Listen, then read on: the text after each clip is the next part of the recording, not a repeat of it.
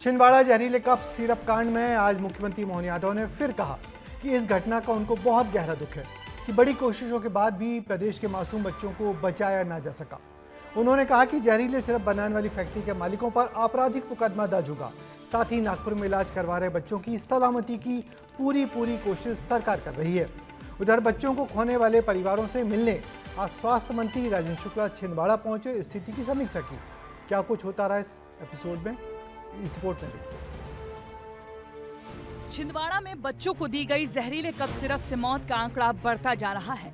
अब तक 21 बच्चों की जान जा चुकी है और कुछ बच्चे अब भी नागपुर में जिंदगी और मौत की लड़ाई लड़ रहे हैं।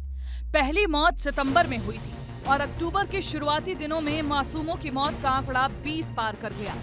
इस एक महीने के अंदर इतनी मौतें हो जाने के बाद विपक्ष के तमाम सवालों को उठाने के बाद आखिरकार स्वास्थ्य मंत्री और डिप्टी सीएम राजेंद्र शुक्ल के कदम उस क्षेत्र में पड़े जहां तकरीबन हर घर में दहशत का माहौल है। बीती रात डिप्टी सीएम नागपुर पहुंचे और बीमार बच्चों का हाल जाना। फिर उसके बाद वो छिंदवाड़ा भी गए और मृतक बच्चों के परिजनों से मुलाकात की। कोल्ड ड्रिंक बनाने वाली कंपनी है, उसके ओनर को गिरफ्तार करने के लिए छिंदवाड़ा से पुलिस की टीम चेन्नई और कांचीपुरम पहुंच चुकी है। ये दौरा इसीलिए खास है क्योंकि स्वास्थ्य मंत्री और डिप्टी सीएम के मूवमेंट पर कांग्रेस नजर गड़ाए बैठी थी और सवाल पूछ रही थी कि आखिर क्यों अब तक राजेंद्र शुक्ल छिंदवाड़ा नहीं गए। लेकिन सवाल तो छिंदवाड़ा को अपना गढ़ बताने वाले माननीय पूर्व मुख्यमंत्री कमलनाथ से भी बनता है। 9 बार के सांसद जिनके बेटे नकुलनाथ ने यहीं से राजनीति की शुरुआत की, वो कब ट्वीट की दुनिया से निकलेंगे और जमीनी हकीकत देखेंगे। सवाल प्रदेश के पूर्व मुख्यमंत्री और कांग्रेस के दिग्गज कमलनाथ से है, क्योंकि छिंदवाड़ा की जनता ये ट्वीट नहीं बल्कि मदद चाहती है।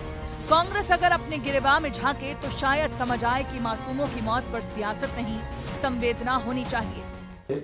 हमारे सबकी सामूहिक जवाबदारी है।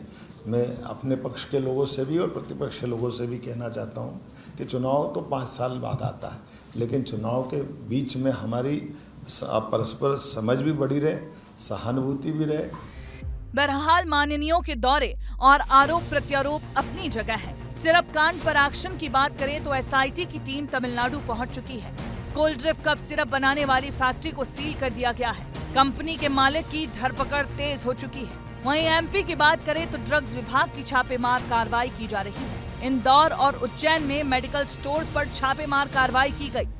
छापेमार कार्रवाइयों का जो सिलसिला है वो लगातार जारी है। ARC फार्मास्यूटिकल्स नामक की जो कंपनी सावेर रोड पर स्थित है, वहां पर छापेमार कार्रवाई करी। यहाँ पर आप देख सकते हैं ये गंदे नीले ड्रमों में केमिकल्स को किस तरीके से रखा गया है, कितनी गंदगी यहाँ पर है, जिस वजह से टीम ने यहाँ पर छापेमार कार्रवाई करी। और छापेमार कार्रवाई करने के बाद 90 पन्नों की एक बड़ी रिपोर्ट टीम ने यहाँ पर बनाई। उज्जैन में कई ऐसे मेडिकल संचालक है, कई क्लिनिक है जो धड़ल्ले से सिरप बेचते हुए नजर आ रहे हैं, जबकि जिला कलेक्टर के द्वारा एडवाइजरी जारी की गई थी कि 4 साल के बच्चे से कम के बच्चों को सिरप नहीं दी जाएगी। नोटिस लगाया गया है। उसके बाद भी यहाँ पर कई प्रकार की यहाँ जो सिरप मिली है, जबकि यहाँ पर प्रतिबंध लगा हुआ है। आप देख सकते हैं CMHO सहित 6 सदस्यीय टीम है जो छापेमार कार्रवाई की गई है। मध्य प्रदेश की स्पेशल इन्वेस्टिगेशन टीम तमिलनाडु के चेन्नई पर पहुंच चुकी है, लेकिन ये जो फैक्ट्री है इसका ताला अभी तक तोड़कर अंदर नहीं जा पा रही है। क्यों?